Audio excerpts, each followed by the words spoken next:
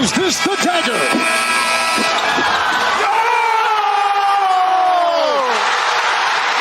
Illegal substitution, too many men on the field, Saskatchewan. Gizmo has a block and the sideline.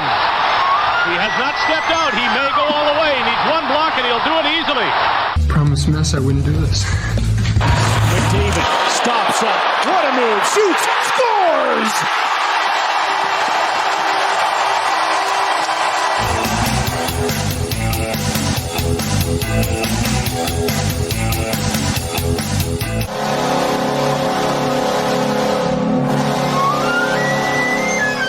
Hey everybody, welcome to The Outsiders, powered by the Macintosh Group at RE/MAX River City. My name is Bryn Griffiths. Joining us as always is Robin Brownlee. And joining us on this podcast, number 93, is the president of the Edmonton Elks, Victor Cui.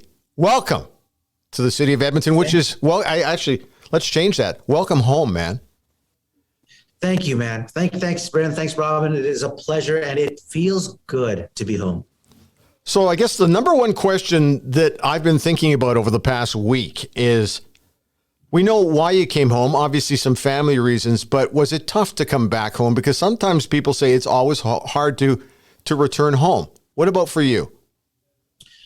I would say, there's also the saying that the best part of going away on holidays is coming back home. Right? You know that feeling when even though you can have an amazing holiday, whether it's in the Caribbean or Mexico or whatever it might be, but you walk into the doors of your home and you just sort of like, it feels right. It feels good. Right. And that's what Edmonton feels like to me, because of family and friends and just the familiarity, although the city looks very different because I haven't lived here in 20 years or 20 plus years.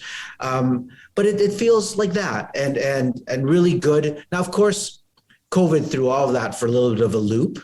But reconnecting with people and just funny things like when they made the announcement, the school board here on Twitter pulled up a picture of me from like elementary or something like that, and I'm full geek on with the big geeky glasses and my hair is all over the place. And they posted that and they said, "Hey, congratulations." And I thought, oh, that's really cool. That's home. Yeah. Only an old relative or family will pull up an old picture of you to tease you, right? Like that's something that your brother does. Now, Victor, we were talking before we started recording. One writer interviewed you and he talked about you walking into that stadium to the then Eskimo game as a 12-year-old. I think we all have those moments that get burned into our very being for whatever reason. What, if anything, about walking into that stadium as a 12-year-old boy has stayed with you basically a lifetime until now that made you, was part of you wanting to come back? At that time, at that age, the world and political sensitivities were really different. Things that we accepted back then are completely unacceptable now, whether it's equality, diversity, inclusion, et cetera, and race, culture, religion, and different levels of tolerances. And I just actually assumed that racism was normal because I was 12 years old. I didn't know any better. I didn't understand what that was and those barriers in front of me. And whenever I put on a jersey and I came to a game, those barriers like magically disappeared. It didn't matter at all who you were, where you lived, whether you're north side, south side, Catholic, brown, green, purple. You just came there and you were part of this big party of cheering. And that was this magical transformation to me about sports that has stayed with me for my whole life, of how the power of sports has this ability to unite communities in a way that nothing else can. Music can't do that.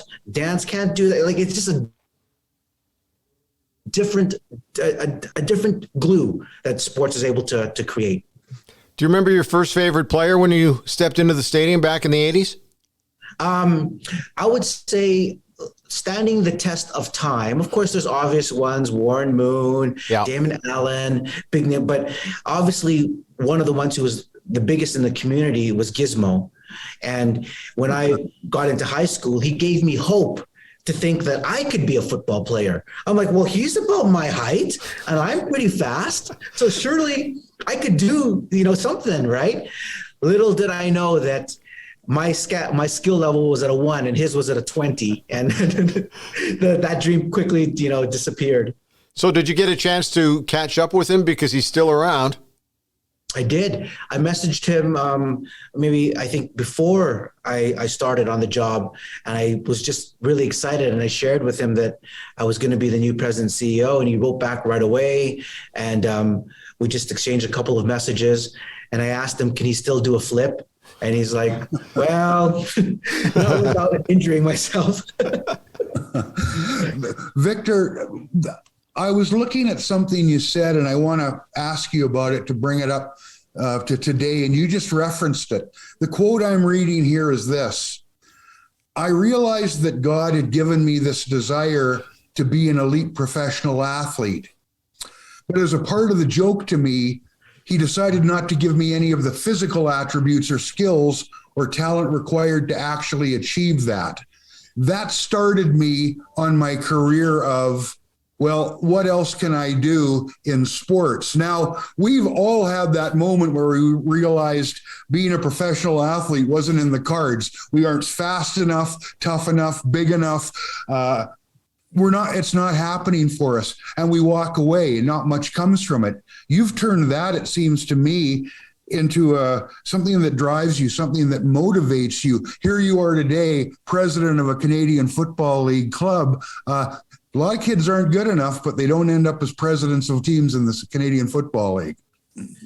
Well, that is true. But that theme of God playing practical jokes on me is quite common throughout my entire life. And it started off with my mother convinced me that I was very good looking. And so I thought I was going to have a career as a supermodel. It appears that there is not a great demand for short, chubby Filipino dads, in the supermodel market. And so that was moved aside. Then I thought, well, I love music. Wouldn't it be awesome to play in a stadium, and be an artist? And, I did piano lessons, I play guitar, but my brother got all the musical talent. He is gifted to no end when it comes to music. And I was relegated to the business side of it. So I quickly started to learn that my skill set is more on helping build heroes and taking the business acumen side of things and contributing that part to sports. Okay, let's talk about the gap from when you left Edmonton to when you returned to Edmonton. There's so much in here, and I think we need to unpack some of it. So you leave Edmonton to go and do what first? I just had finished the Edmonton 2001 World Championships in athletics. And then, if you remember, Twin Towers were struck. Yes. And the mood of the world was changed. It was somber. We were looking for stability, answers, security, comfort. And I ran the Bill Smith. He was running for mayor in Edmonton, and I ran his campaign. And that was his third time he was running, and he was successfully reelected. And after that, I got a job at Golf Canada out in Oakville, Ontario, working with an amazing group of people. Some friends that are still there, a guy like Dan Pino that I'd worked with, he runs the communications there, and they're just phenomenal guys. And the PGA Tour is one of the most successful sport properties in the world because they're just so efficient week after week. They're just like a finely tuned machine. And then I went to Asia, work at ESPN, which is in Asia, that was one of the world's largest broadcasters because the scale in Asia is so different. It's the only place in the world where you have 2 billion people on one time zone. Yeah. You think about Canada, well, we've got to deal with however many time zones we have here. And you got 2 billion people in one time zone. So when you go live on sports in Asia, on a bad day, you only get 100 million. Yeah. Right. And then you then you went a different direction and you took the skill set that you learned at those other jobs and you put that to use. Talk to us a little bit about your mixed martial arts experience and how crazy that went for you. Again, a bit of luck. I have been so fortunate to be around great people, amazing bosses. And at ESPN, a big part of my job was to analyze every sport property in the world and find out what could be the next multi-billion-dollar opportunity in Asia for ESPN. So I have binders and binders of analysis of every sport in the world: football, tennis, basketball, darts, marching band, you name it. I could tell you the business fundamentals of how it applies globally into Asia as a business model. And as I was looking at that, a couple of things jumped out. This is 15 years ago or 13 years ago or something like that. And one of those opportunities was around mixed martial arts.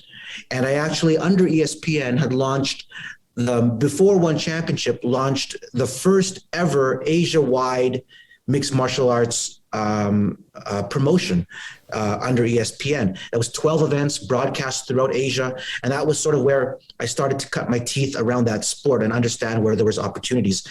Our founder and chairman and current CEO for One Championship is an amazing entrepreneur from Wall Street. And he's also a martial artist and was really, really fortunate for us to cross paths and been able to take his expertise in the finance world and in the business world and match that with my sport business expertise and my relationships across Asia and launch One Championship together.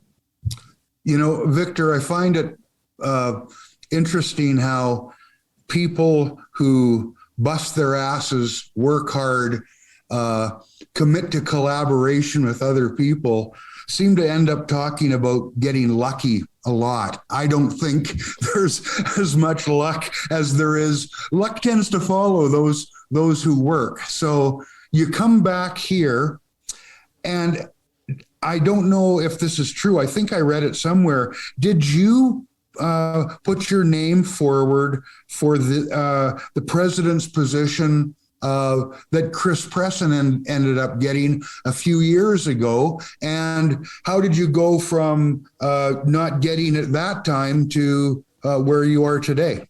Yeah, that was a little bit misreported, but definitely it was something that was on my radar because they were looking for things, for roles, but it wasn't the right opportunity, the right timing back then. And I was still living in Asia, and a number of other, my business was continuing to grow. So there was a number of things, but you talk about luck, and yes, I'm not saying that hard work is irrelevant. And of course that definitely is it. But I have found that even though if you put in all the sacrifices, you do need Lady Luck to shine on you in the right way to give you something else. Because just at the same time, I've put in a lot of hard work into things, and Lady Luck was not on my side and they failed. And that's life, right? Now, hopefully you chalk up more of those wins and losses, but I'm not so naive or egotistical to think that everything I've done in my life is 100% because of me and I did it all and it's all my hard work. That's not true. I am so, I travel around the world and I look at starving kids sleeping in the street, eating out of dumpsters, and living in a dump yard in the middle of the Philippines, as an example. Yeah. I think, how lucky am I that I had of nothing I did on my own. By some miracle, my parents decided to move to Canada, and I had the privilege of being born in Canada, and I'm already at a head start because I've had that fortune to be here in Canada compared to anybody else in the world. And that is, if I had been born in the ghettos of the Philippines on a garbage, dump, I probably would not have had this success. So I really understand how all those dots, and I appreciate how all those dots in life connect in people and connect me to you. Like my grandfather always used to say, even best friends were strangers at some point. Mm-hmm. Yeah. And I look at that and I look at you guys, I'm like, well, this is the first time we're connecting. Who knows what's going to happen in 10 years from now, right? Like, that's how life is, and it's magical that way. So you step into this position, and I mean, wow. As a guy who grew up watching this football club from the late 60s, because I've been around that long, the last 2 years have been really tough to the point of almost indifference, which I think is almost worse in a lot of ways than somebody who might be passionate, still watches, but says they don't care, but they care. And I think indifference started to move in a little bit here in this particular market. So you're stepping in here now, and you're taking this on. You have Chris Jones, who's, I think, done a great job over the last few weeks in filling out his roster. But you step into a situation where you got a roof to repair here. And you've done a remarkable job in the short period of time that you've been here, because you're connecting with everybody from media to fans to sponsors to the football side. How did you know how to step in correctly? Because others have not done that. Well, let me get some wins on the board, and really produce results before I say that I've done anything of any success. But my guiding philosophy is really simple. If you take away all these problems, all these things, I focus on really two very simple things. One, fans first. Everything we do has to be about fans first, because we are nothing who cares if you spend billions of dollars on your brand or on your logo and whatever colors you have? If you don't have any fans, it's absolutely irrelevant. You got to talk to the fans. You have to listen to the fans. You have to engage with the fans. You have to put yourself in a fan mindset, first and foremost. The second part that I focus on is our athletes. How do we make this the greatest experience for our athletes so they have the opportunity to showcase their talents? It's Chris's job to make the game happen and bring the right pieces of the puzzle together. It's our job as caretakers of the team, of the brand, to turn these athletes and their talents into heroes so that they form the next round of legacies of people and of children. And if you think about it, every sport, that is ultimately their challenge, because there's thousands and hundreds of thousands of athletes that are competing. And if in our sport, in football, when they play, it's not like they're on the television screen for 5 hours a day. They're behind a mask. So the hero building and the support for the athlete does not actually happen during the television broadcast. Of course, the performance speaks for itself and you read the names on the jersey, but you have 365 days that you have to build them as an athlete to the community. Now that's where the magic happens and the real hard work happens. So that's what I focus on, those two things. Put fans first, athletes first. And if you get those two things right, everything else will fall in place. But if you get distracted and you're like, oh, our priority is how much is the price of popcorn? Like, no, or our priority, you get caught in the weeds of all these little things, and there'll always be 1,000 problems to solve. But you go back to your North Star. Are we taking care of fans? Are we taking care of athletes? Everything else will fall in place. Victor, the taking care of fans, I don't want to talk about what has or hasn't been done with this franchise particularly, because that it hasn't worked, and it hasn't worked in the CFL in other locations. But when you talk about connecting with fans, my wife, as it turns out, is from the Philippines, and I'm sorry. No, I'm just joking. No, but here's the thing, and she'll say this, and I won't wander too far here, but she'll say this when we're on vacation in this town or that town. She will say to me, I don't see many other Asian people here. And Bryn and I don't know. We don't walk in those shoes. We're the old white guys that the CFL used to rely on to be the backbone. This fan base has to grow, not just for Edmonton, but for every team in the league. And how do we achieve, and it's a word that's used a lot now, the inclusiveness and expanding the tent to have people who aren't the traditional Canadian Football League fans say, hey, this looks like a cool game and I have a good time when I go? How do we get there? Robin, I got to push back on you on that because I disagree with the statement. Because the way it's framed of quote unquote old white guys in the league, what it does is it breeds an undertone to say that you are the casualty of war, of where the future is going. And that is wrong. That is wrong. The reason why we have any opportunity is because we have had fans that have been loyal and defied logic when they shouldn't be loyal and continue to be there. Those core fans, I don't care what your age, what your race, what your color is, you have been a loyal fan to green and gold for 5 years, 10 years, 50 years. And that ultimately is very, very important to the history of the organization and to the future of where we're going. Achieving and growing the pie of the audience and bringing new people is not a mutually exclusive goal from taking care of the foundation of the fans that have brought us here. So I want to push back on that because I hear that a lot from the league, and they seem to paint paint you or that people as the bad guys, and this is where that's wrong. That's wrong. We're here because of that. So my goal is, how do we transfer the passion that you had to your wife, to this new demographic? How do we make them understand where that passion is? Yeah. And there's really little things that make a big difference. And I'll give you one example.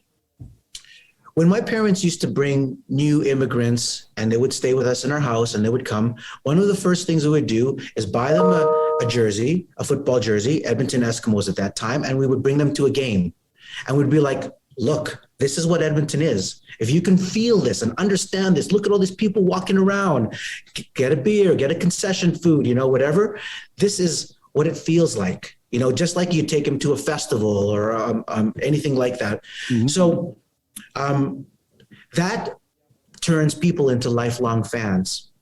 Now imagine Edmonton as the provincial capital where we swear in all the new citizens that are coming into Canada that are calling and choosing to make Edmonton and Alberta home. Imagine if every time that they were sworn in, we were there to greet them with a jersey and someone from our representative and said, welcome to your new home. You are home. Here's this jersey. Yeah. And we love you. Be a part of it. And if you want to learn about Canadian history, culture, our sports, we have something called the CFL. Turn on your TV, right?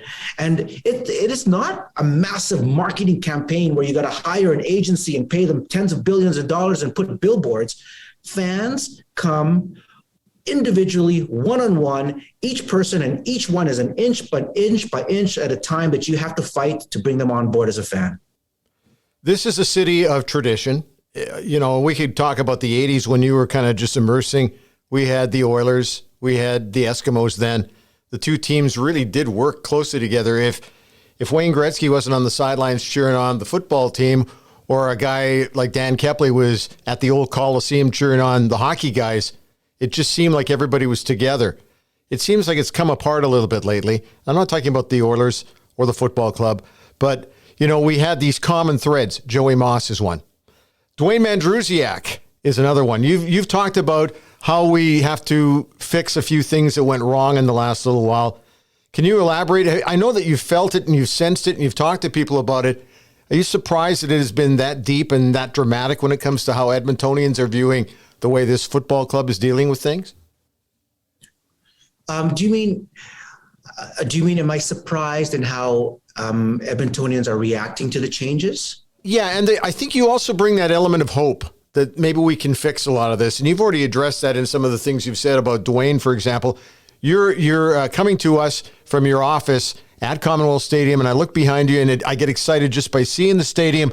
I also see the names on the ring, and I'm thinking we have a guy who was part of this organization for 49 years who was basically just cast away in Dwayne Mandrusiak, and I'm thinking you fix a few of these little problems, and it's amazing how much that will bring people back to you. And I'm sensing that you have felt that. Am I wrong? I know you're absolutely right.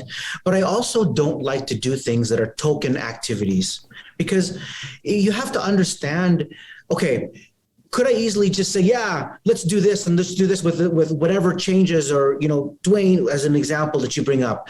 But to me, business, people say, don't take business personally. Business is not personal. There's that saying, right? Yeah.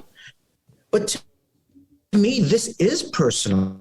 This business is personal because I chose this as a passion, and I care about it. I care about the team. I care about the players. I care about the staff. So when something happens, it is personal to me. Like it's not like, oh, that's business, I don't care, and this is a black and white financial decision on the ledger. Mm-hmm. No, so I don't want to rush into a decision to appease squeaky wheels without coming from a point of sincerity. And so I will look at everything and objectively, as best as I can, make a decision that is right for the individual, that is right for me as the leader and the responsibilities that I have, and right for the organization. Now, hopefully, all those objectives line up to something that everyone's happy with, but sometimes they don't. And I couldn't tell you right now. I've been 5 days on the job. Yeah. I haven't had a chance to look under the hood, really. I've just been sitting in the driver's seat, sort of turning the steering wheel a little bit, but I'm still in the garage. Now, I would only suggest, just I'm sure you've thought of this because I'm no smarter than you, believe me. If part of what you do is talking to the alumni, I think it'll be a very easy decision with what we're talking about specifically here. Looking ahead in general, and maybe that describes you, Victor, do you spend more time looking ahead, or do you spend a little time glancing over your shoulder to learn from the past? Can you do one without the other? I use this word, gamers, people that video game, they have this word called cheat code. Yeah. And the cheat code is like being able to skip levels, right? It somehow gives you this access to advance further. And my philosophy with cheat codes is I've always read biographies. The only books that I read, I don't read fiction. The only books I read are biographies. And I'm a massive biography geek of anybody. And the reason why is I feel like these guys give you a cheat code for life. Like, here is somebody who has achieved something, whatever it's in sports or business or Oprah Winfrey, that have achieved something in life, and they're putting it down in writing to teach you what mistakes they did and what to avoid. And so I always look at that historically as giving me the cheat code for opportunities into the future. You talk about alumni, they're cheat codes. You talk about season ticket holders, they're cheat codes. So not all of the codes will advance you equally. The key is to prioritize them. And maybe I talk to somebody and only 1 out of 20 of their ideas is feasible. That's okay. Mm-hmm. That's 1 out of 20. And that to me is worth the time. Does it worry you? I have 2 stepsons. One's 26. He knows the CFL exists. He comes occasionally, in particular if he likes a halftime show, hangs around for the football, enjoys it. And then I also have a 15-year-old who doesn't even know the league exists. He's an NBA guy. And I look at these two, they're the best. For me personally, they're the best marketing for me in terms of what I do corporately with podcasting, because I just pick their brains. I guess they're my cheat codes. But does it concern you when you see a younger demographic that are really disconnected, and how do we find a way to get them back? Because I'd love nothing more than to go to a game with both of them and have them see the game the same way that I do. That's a pretty tall order, I think, but I think you guys can do it.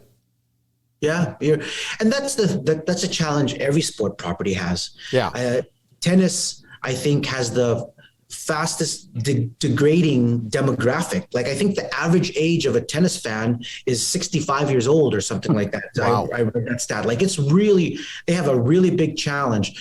And some sports have figured out how to quickly innovate that, like F1 and their Netflix series, to bring in a whole new audience. So there are different things, but again, I'm going to go back to what I said about fans first and athletes.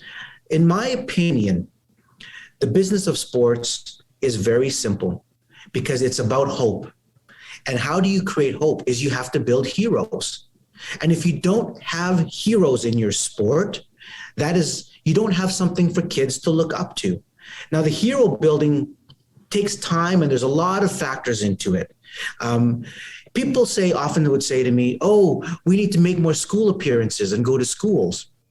Now, from our time, that is accurate. That is true. But it's not actually, in my opinion, relevant today. Why? Because back then, to access your hero, the only way you knew about their life was if they came to your gymnasium.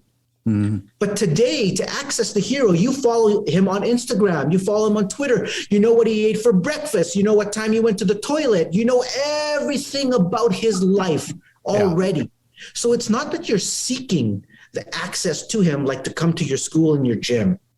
What you are seeking is the reason to make him your hero. And that is the storytelling. You have a podcast because you storytell to the world. And it's your job to put succinctly guest speakers, your storyline, to tell a story that hooks a listener. And that's the same tool that we need to do with our athletes. Every single athlete has an amazing story that got them to where they are at. Why? I don't care who it is. Why? Because they beat you, they beat us. They beat all of us. We all had that dream to do that, and they rose to the top, and we didn't. So they have a story to tell, and now we got to unearth it. Just like you, right? You know, you do your research on your guests, and you're like, okay, I'm going to go this angle. That's our responsibility with our players. And then once we get that going, that starts to get the kids and talking, et cetera, et cetera. Yeah, that's right. Yeah. Now, when you talk about the players to the classroom, talk about dated and how things have changed. We have a 29-year-old who's out of the house and a 15-year-old, big gap there. With our 15-year-old, I may think something's cool, and what I'll say to my son is, I'll say, lame or not? And he'll sometimes say lame, and I'll be disappointed because I thought it was really cool, or vice versa. But that is the future, and it's changed so much. If you have the product and you have the desire to communicate, how do you do that in this era? Is so much of it's by the phone now, by the social media. You have to be aware of that. If you're not on the front edge of that, you're getting left behind, it seems to me. So how important is it to not only have a message, but to communicate it properly? Well, the battle to win is the battle of the mobile phone. Now, 5 years ago, 10 years ago, you could make that debatable. You'd be like, oh, really? But today, every single data point clearly shows that if you don't win the mobile phone, you will not win the future and you won't survive for the next decade. So definitely that is a big part of the strategy. What has changed, Robin, in that in the past, you were the only megaphone that I had to access fans. I had to go to you. You had to write a story, and that story had to get published in a monopoly publishing company, and they spoke to the fans. But today, people can make their own podcasts, and they can have their own following of 10,000 or 10 million. And then you've got whatever micro influencers on social media, et cetera, et cetera. So there are multiple channels to reach the fan. What surprises me is when fans say, this is the first time a president and CEO of any team or in the league has liked my tweet or liked my Instagram or replied to me or followed. And that's such a shock to me because that's the essence of sports. Like, we have this amazing tool. Yeah. And if Twitter was brand new and it just opened up last week, then I would get it. But that's not the case. And it's just like, what we had to do 10 years ago, we'd hire a consultant, pay them millions of dollars to talk to all these fans and give us their feedback. And now you just do it yourself. Yeah. Yeah. Right? Yeah. Hey, we know you're tight for time. and we appreciate it. And I know we've got a million questions, but the best part is you're going to be around for a long time. So we'll be able to ask those questions. I just got to wrap this one up quickly here with one question, and that is, so you've been in the office for 5 days. You've had this gig for a little while longer than that.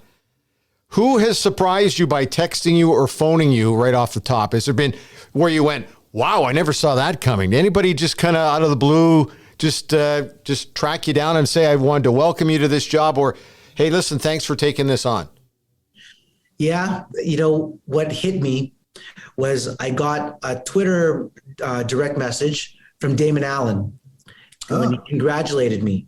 And I was like, what is going on in my world right now where he messaged me first? And I was just like, and it really, that's when it started to hit me like, wow, I have this responsibility to take care of this legacy that the board has put into our hands as administrators, of which all these great players and alumni are a part of it. And they're looking to see, okay, what are you going to do now? What's the next chapter? And that fills me with excitement and hope. And I'd say there's, of course, a little bit of fear of failure and what will you do? But I always say fear is okay. You just need to have a little bit more bravery than fear. But fear is all right. You got to embrace it. Thanks for your time. This is great. We will be talking again throughout the season. I'm already jacked up about here we are in February, and I'm already getting excited. Not only just to talk to you, seeing the stadium in behind you, it's making me excited about the football season. Thanks for your time today. Thank you very much, gentlemen. I really appreciate it, and best of luck on everything. You know, I was really excited when I think I got to game 300 when I was broadcasting in Moose Jaw, the Warrior games. I thought 300, what a great mark that is. Oh, I'm very proud of that. I guess I should be. 300 is 300. But you know what? When you've done over 2,000 games like our next guest, Les Lazaruk, the voice of the Saskatoon Blades who joins us, Les, 2,000 games, that's a ton. It's a lot. It is a lot. There's no doubt about that. It's a lot of miles or kilometers on a bus. And people go, how the heck can you do that? Why do you do it? Passion, I guess, for hockey, passion for the young guys playing it because they're the up-and-comers. And then as far as the bus is concerned, I've mastered the ability to have it as my rolling office so I can work along, and I sleep very, very well on the bus. At a lot of people's expenses because I apologize for all the snoring that I do, but hey, that's just the way it is. I'm fine with it. Everything's fine. Now, I've got to ask, after all these seasons for you, Les, and it's a big part of it, the on-the-air stuff, we can talk about that forever. But the one thing that I didn't miss once I left, and I only spent 4 years in the Western Hockey League, I guess 7 if you count the time while I was still in school covering hockey down in New Westminster. But the travel, man, I tell you, the one thing about junior hockey, you're not taking any charter flights. You are on the bus with the foamy. The foamy's on the floor. And for me, it meant, and a guy you'd know, to the right of me was Ken Hitchcock. In front of me was Kelly Moore, who did the Blazers forever. And the glamour and the, hey, I'm covering hockey for a living, or in your case, broadcasting hockey for a living. For me, it only went so far. When I was out of there, it was a big, oh, finally. But for you, Les, wow. Yeah, no, I mean, glamour? No, there's no glamour to it. I mean, it's the most glamour there is, just being able to say that I saw so-and-so come up through the ranks on his way to what he was able to do in the National Hockey League. And when I think of all the kids that way, whether they're Blades, whether they're opponents, I mean, I have great admiration and respect for guys like Jerome McGinley, whom I saw come through and play in Kamloops, or Jordan Eberle when he played in Regina, or, there's countless others. I can rattle them off. And You know, even on the Blades team, Braden Holtby, who's a Stanley Cup champion, played in Saskatoon. There's all kinds of them. And there's where the glamour is for me, is in seeing those young men. And even the coaches. A lot of coaches have moved on up and have gone through. You mentioned Ken Hitchcock. There's all kinds of them like that. I look now at Dave Lowry being the head coach of the Winnipeg Jets. Many years in the Western Hockey League in Calgary, Victoria, and Brandon. And those are relationships that you have with those people that you cherish. And then you see them go on to great things and the higher levels, and you think to yourself, they deserve it. That's wonderful. I'm thrilled to pieces for them. Les, when you take a look at 2,000 games, is there one thing about it, and this is going to be a weird question, is there one thing about it where you're now looking back and you think to yourself, how did I survive that? Or is there one thing, for some guys, for me, it was the west swing out of Moose Jaw that would take maybe 16 hours just to get to Spokane. And that was the one thing, the one negative thing for me in the entire time I was there, where I went, I can't believe I made it through that. Or having the bus go off the road. Thankfully, nobody got hurt. We've seen more than enough bus episodes in the Western League and throughout the prairies. But is there one thing where you think to yourself, I can't believe that I kind of survived that? How about opening night? Yeah. Very first game. We're in the Agrodome in Regina. Okay. So we inherit at the Saskatoon Media Group, where I work at CJWW Radio. We inherit from CFQC, good old CFQC radio in Saskatoon. That is no more. It's into receivership. Our company is taking it over and going to eventually turn it into an FM signal. But the old AM station had the old Sport 3 mixer. You know that. Oh, yeah. And we get it, we inherit it, and our engineer takes a look at it, cleans it up, makes sure that everything's working, shows me how to put it together and plug it all in and make sure it works. I do it, fine, no problem. Away we go. First game in Regina, September 1994. Get to the Agrodome, do all my pregame interviews, get everything set up, go to plug in the unit, and nothing. Not a thing. There's not a drop of power going through. Okay, now what do I do?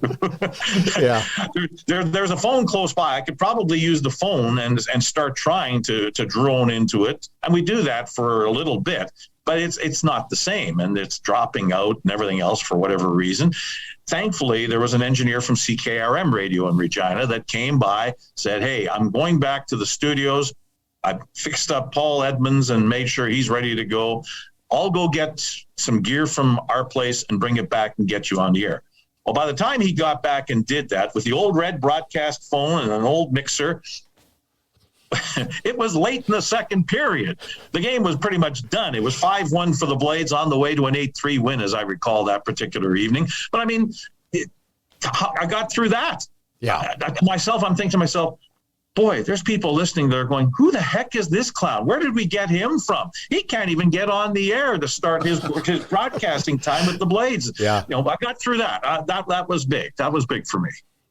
Did you consider the bus sanctuary for you as well as the players? Because for me, it just seemed like there was a peaceful zone in some respects, not necessarily quiet, but it just seemed that when you were on that bus, and you've done plenty of those trips, where you get on there and you just feel like you're one big unit moving down the highway, even though you're the media guy and the players are, especially the veterans, are at the back of the bus.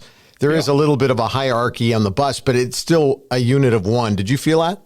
And still do? Absolutely. I'll always have felt that. I have my place. I know where I am. I know where I sit in the pecking order, and that's fine. I have my phone or my plug it in. I listen to music. I'm working away. I'm doing my thing, sleeping, whatever the case may be. The bus is indeed a sanctuary in that respect, in that I have time to myself to collect my thoughts and to make sure that whatever's going on in my life, whatever's going on as far as getting ready to do the next game, I'm able to have it done in peace. Everybody knows to leave me alone. And I'm very appreciative of all the people that I have had a chance to work alongside with the Saskatoon Blades over 28 seasons. Did you get 2 seats or 1? 2, always. Right. Always have had 2. Yep. Never, I shouldn't say never, on the odd occasion, but very rarely.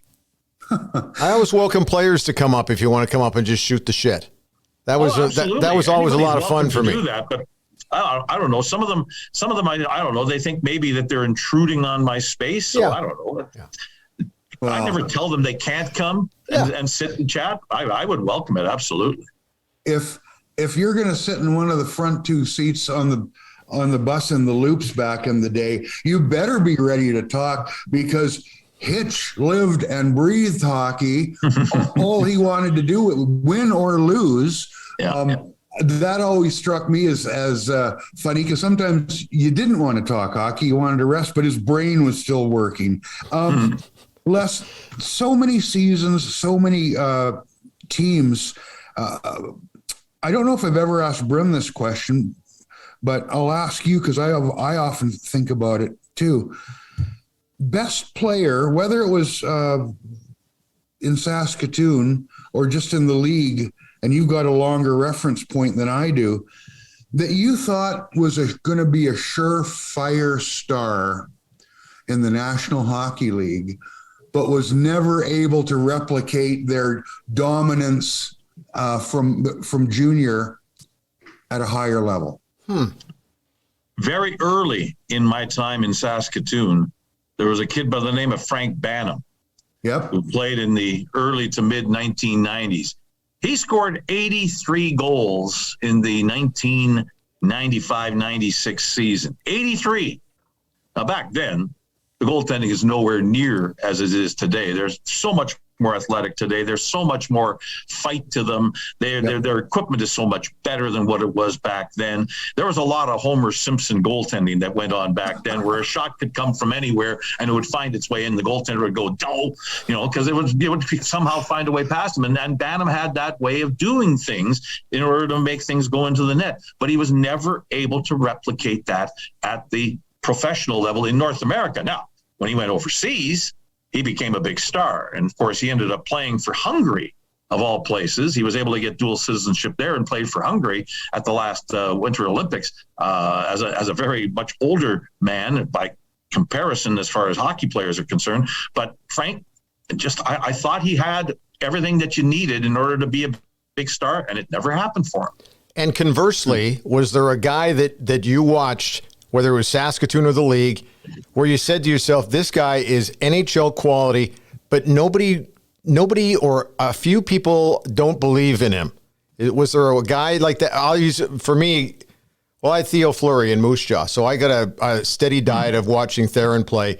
And while he was small, there were a lot of naysayers. People said he'll never make it. I saw it immediately. I knew that he had, to get to Theron, he had to go through the stick. That's all little guys who got that. So I never really doubted he'd ever make it, even though there were a lot of naysayers. But did you ever watch anybody where you actually were probably vouching for this guy, maybe when you were talking to scouts?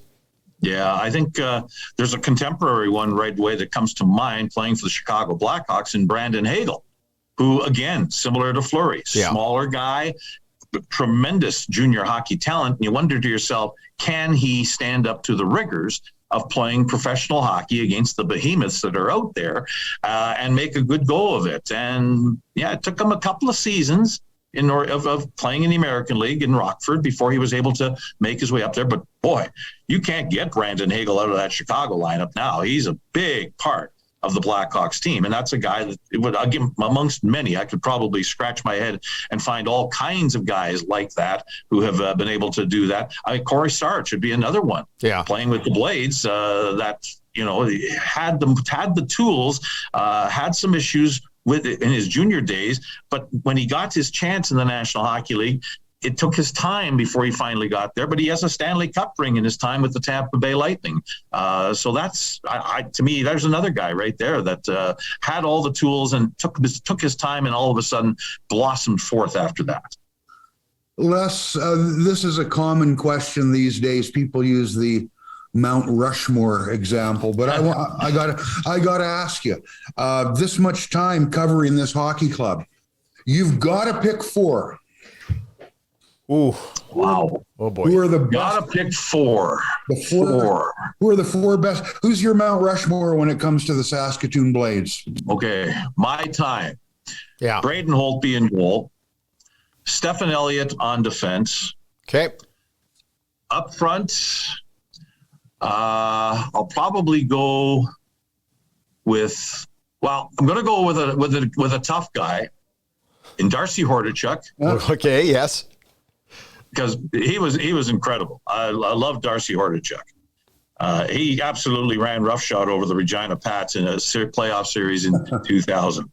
And I'll go contemporary for the other forward and talk about Kirby Doc. Okay, gotcha. Those will be four. And I'm missing all kinds of guys in there, but those are guys that come to mind right away. 2,000 games, you celebrate number 2,000 in Regina, of all places. Of all places. Of all places. And Moose Jaw guy going into Regina was always tough. A Saskatoon play-by-play guy going into Regina was always tough. But they did something special for you. And I did watch the video of it, but explain to everybody exactly what happened there. Well, I was stunned that this is what ended up happening, because normally our programming here at the CJWW doesn't want us to have the anthem on the air prior to the start of the game. So I'm always trying to figure out, especially on the road, okay, when should I be cutting to break so that I don't get the anthem on the air? Right. And I thought that I was getting to that point last Wednesday in Regina. And so I call for the break, and we go to break, and all of a sudden I look up on the video screen, and here's this tribute video starting. And it's 5 minutes long, and there's no anthem yet. So I'm telling my operator down the line, hold. Well, we're going to have a little bit of a wait here. We're going to burn a whole whack of commercials right now. Some people may not be terribly happy about it, but I'm going to stick to what the programmer says. We ain't playing the anthem. It's until we finally hear the anthem. That's maybe when we'll consider coming back. And this video is going on and on and on, and I'm getting a little sheepish, because I'm thinking to myself, okay, this is wonderful. Thank you, everybody who's contributed to this. But then I'm in Regina. This is not Saskatoon. This is not SaskTel Center, where fans are likely going to be riveted to, well, somewhat riveted. Certainly the Regina fans are going, what is going on here? Who's this person? Why are we watching this? I have a great amount of thanks and gratitude to the Regina Pats hockey team for taking the Blades produced video and allowing it to be played in the pregame ceremony prior to the game on Wednesday. I didn't expect that. It was very nice. It was wonderful. It was great to see a lot of the faces that were there and the people that I've come to know and love and appreciate from junior hockey over the course of the years. And it was humbling. It was almost overwhelming, but it was wonderful. At the end of the day, though, hockey fans in Regina are great hockey fans. Whether or not you're a Blades broadcaster, a Warriors broadcaster, or somebody who's covering the Blazers, they're hockey fans and they're great. Yeah, no, absolutely. And I think, you know what, that goes for most every place, though, in the league. Yep. Everybody has really good fans. I've even heard from Prince Albert Raider fans who are appreciative of the fact that I've done 2,000 games, even though after a playoff game in 2019, I told a segment of them to go suck it. Because the Blades had come back from a 2-0 deficit and tied it up 2-2. And the Raiders, who were supposed to go on and win the title that year handily, and ended up winning the Western Hockey League Championship in 2019. But the Blades weren't even supposed to be able to compete with them in that series. That was supposed to be a 4-game straight. And when they won game 4 at home, and there's fans wandering by, and we're live on location on the concourse, and there's Raider fans giving me the finger and yelling at me, and our fans sitting there are looking back and yelling at them. And I said, hey, you guys, this thing's supposed to be over. You guys are supposed to have won the series. You're in trouble now. You guys are afraid, aren't you? Blah, blah, blah, blah. I said, I got 2 words for you. Suck it. And my wife is sitting right there in front of me, and she goes, what did you say? She says to me afterwards, why did you do that? I says, because I got fired up and I was ready to go, darn it. So good for you. That happens every once in a while. It was fun. We had a great time. But the Raider fans are wonderful. I love them. They're passionate for their team, just like everybody's fans are passionate for their team. Let's also talk about how you even got started here, because you and I go back to 1990, where I was on the Jets broadcast on CKY, yep. And you were doing a pre and a post game show on CJOB and did a great job. You were beating the crap out of us on the post game show in particular, but it was always a fun rivalry. I moved away, you moved into the position when the radio rights changed hands. Why did you leave why did you leave your hometown, which is Winnipeg, and go to Saskatoon? That's an interesting reach for me. Look how it's worked out for you, and look how technology came along with you and has changed the way you broadcast games over that period of time. But take me back to 1990 and just kind of carry us through a little bit to now. Well, it was a dream job for me to work at CJOB. I mean, growing up in Winnipeg, back in the 70s, the World Hockey Association Jets, and the late Ken Fryer Nicholson was the voice of that team. I mean, it was not unusual for me to have these headphones, this little set of earbuds, attached to a transistor radio and tucked inside the pillowcase late at night, listening to the Jets play in San Diego against the Mariners with the Fryer. I would do that religiously every game. I'm supposed to be sleeping, supposed to be thinking about going to school the next day. No, I'm listening to the Jets because I love the Jets, and I loved Ken Nicholson. Just a phenomenal man. I get the job at OB to help out with hosting pre- and post-game shows starting in 1983, and I get to work with another great broadcaster in Bob Irving, my mentor. I mean, he taught me so much. We get to 1990, and all of a sudden, the broadcast landscape in Winnipeg changes. The Blue Bombers come back to CJOB. The Jets come back to CJOB. And I'm thinking to myself, hey, there might be somewhere along the line an opportunity for me to be involved on a broadcast crew, because that's ultimately what I want to do. I want to be either doing play-by-play or doing color. To me, that's the penultimate. I want to be able to see North America. I'm single at the time. This is great. I ended up meeting a woman during that time and ended up marrying her, but it's been tough on her having me away as much as there was. I mean, there have been times where there were things going on in her world medically, and I am in San Francisco with the Jets getting ready to, do a game out of the old Cow Palace against the Sharks.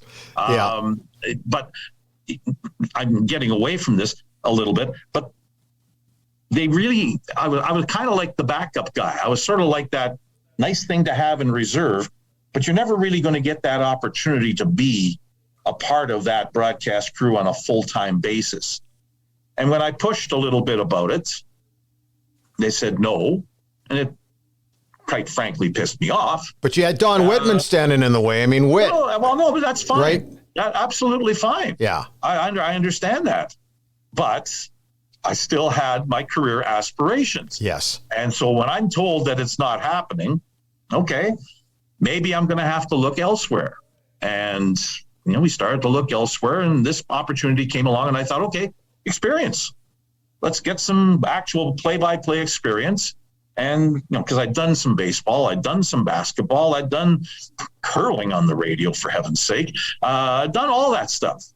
It's time to, get into the hockey bit and on a full-time basis. And when the Saskatoon situation came available, as they changed up radio stations and radio companies, and I knew a guy that was working at the station in Saskatoon, I made my intentions known that, hey, I'd love to do this. And they said, sure. So, yeah, I could have stayed in Winnipeg. I could have, I was already out of CJOB. I was already broadcasting the Winnipeg Goldeyes with our good friend Peter Young. Yeah. And they said to me, you can stay and help out do baseball, but you got to sell ads. Well, I've never been a salesperson before. I needed the guaranteed income coming in as being a full-time guy working for a radio station, doing what I wanted to do. And Saskatoon offered me that, and the rest is history. Well, 2,000 games, you obviously made the wrong call. Yeah, it was just, what a disaster that was. That's, when you settle in and do what you've done, Les, it doesn't matter to me whether it's the Dub, the American Hockey League, the National Hockey League. When you settle in and do the kind of job you've done for that many years and that many games, that's something to look back on and go, hey, this is a pretty good ride so far. Oh, yeah, absolutely. There's no regrets. I have no regrets. And a lot of people say that, and it's a cliche, but really, truly, thankfully, I have no regrets. And I'm thrilled to pieces that I've been able to keep it on side here in Saskatoon for as long as I have. There were opportunities to move. I could have gone to Calgary on 2 different occasions, but I'd already done at OB what I was being asked to do in Calgary with the Flames. And I thought, yeah, I know Peter Marr wants me to join him, and it would have been fun working with Peter Marr. Yeah. But beyond that, the offer wasn't that great. Money-wise, I was making more in Saskatoon than I would have been making in Calgary. So what kind of sense does that make? And a sideways move as far as what I was going to do, that also didn't make much sense. So I stayed.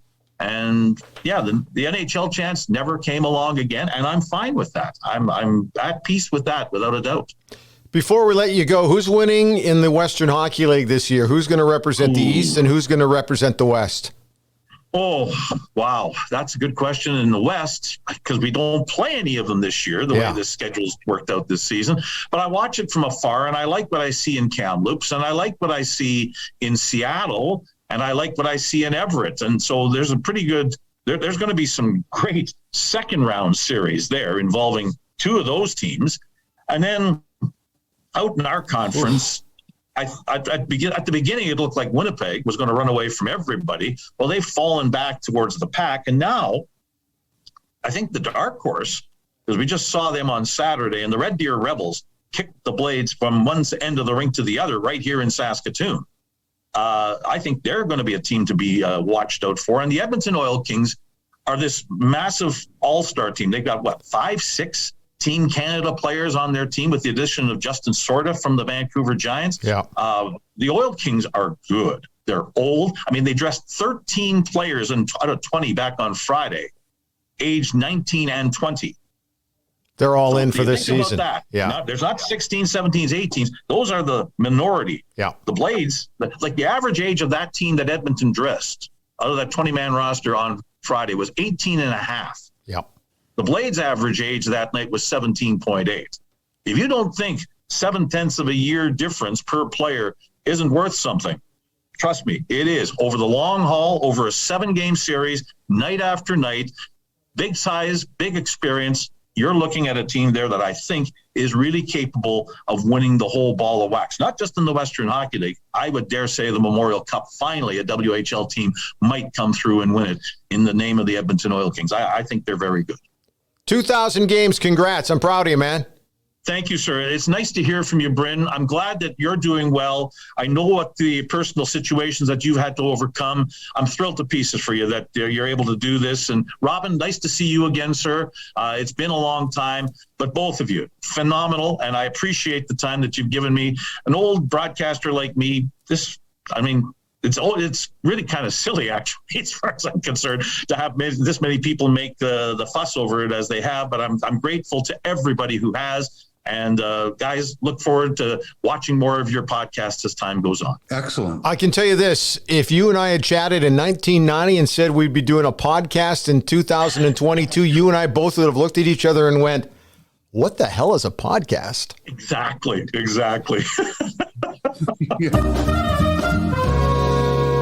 Yes, The Outsiders is powered by the Macintosh Group at Remax River City. Had a chance to talk to Brent just the other day, and we were talking about the month of February. Here we go. Yeah, we're kind of starting to slowly move into spring, and Brent was telling me the single-family home market in Edmonton right now is red hot. Sales are up. Inventory is down. They love that. And the median sales price for homes is up 6% as of this time last year.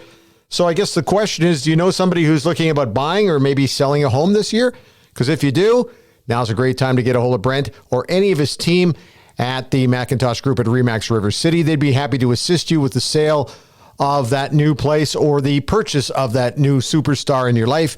And you can find them. It's real easy. 780-464-0075. That's 780-464-0075 or macintoshgroup.ca. They'll start the process with a complimentary evaluation of your current home. No obligation whatsoever and no deadline for the offer, but don't let the market pass you by, especially when the market is like this right now. Things are looking great. So the only other thing we ask you to do is when you get a hold of the Macintosh Group, tell them the Outsider sent you. Whew, what a show that one was today.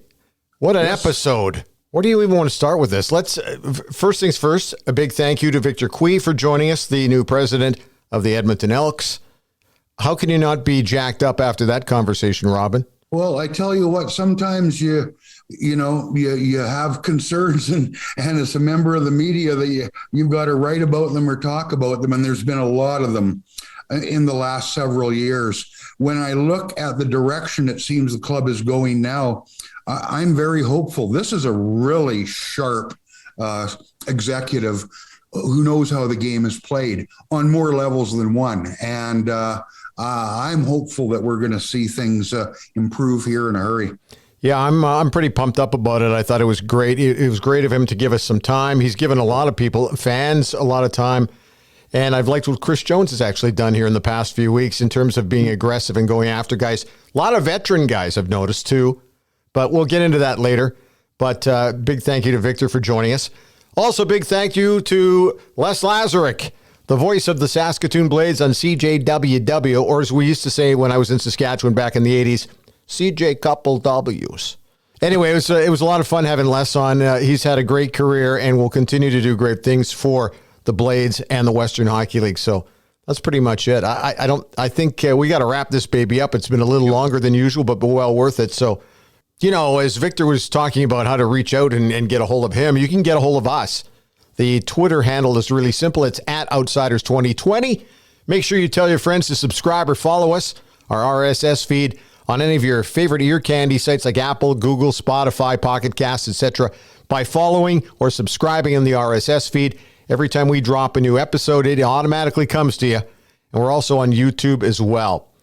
Robin is recording from his luxurious studio in Southwest Edmonton. I'm at the Road 55 studio in downtown Edmonton once again. It's nice to be back in here after a couple of weeks off, but it's just been great. Robin, thanks for your time. That was fun today. Yes, it was, and you're very welcome. I think I'll give you some more next week at this time. I look forward to it. We'll talk to you then, okay? Okay, see ya.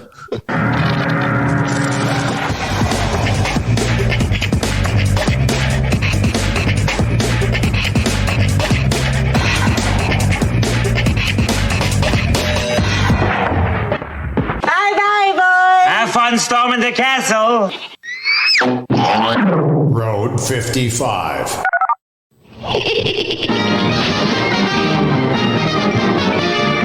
And that's the end.